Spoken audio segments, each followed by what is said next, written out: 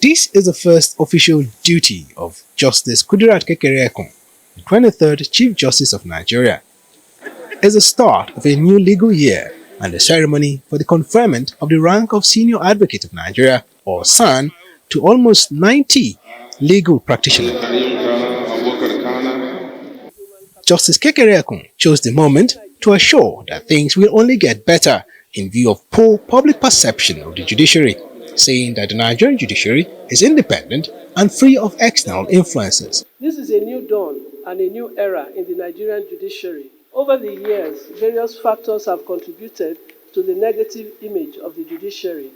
However, we are determined to change this narrative and make the judiciary a source of pride for all Nigerians.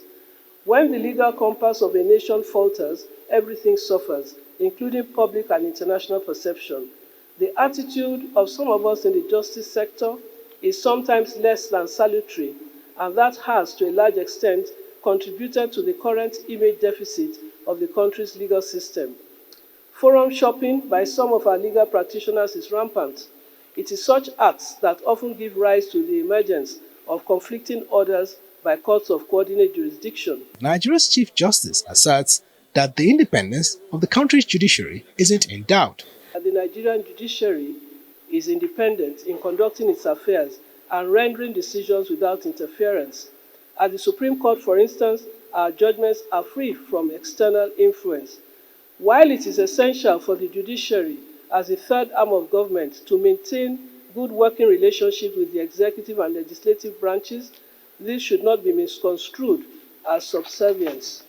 In their separate speeches, Nigeria's Minister of Justice and Attorney General Lateef Fagbemi and Afamo Sigwe, President of the Nigeria Bar Association, give their take on the extent of reforms required for the justice sector to get things right. It is obvious that our laws need to respond to the current development, not only nationally but also globally. Our desire to make rapid progress in all aspects of our socio-economic and indeed political life requires that we have enabling and empowering legislation. It is for this reason that the federal government has constituted a working group on the review of the laws of the Federation.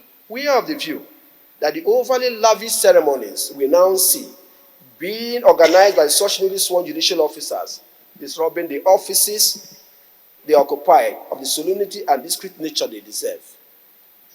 Both the swearing in and celebrations should be private, while receptions should be court-sponsored luncheons for the newly sworn judicial officers. May I pause to note that it also unduly exposes newly sworn judicial officers to politically exposed persons. In the last legal year, the Supreme Court handled 1,124 cases invoking both its appellate and original jurisdiction. A total of 247 judgments and rulings were delivered, including 74 political cases.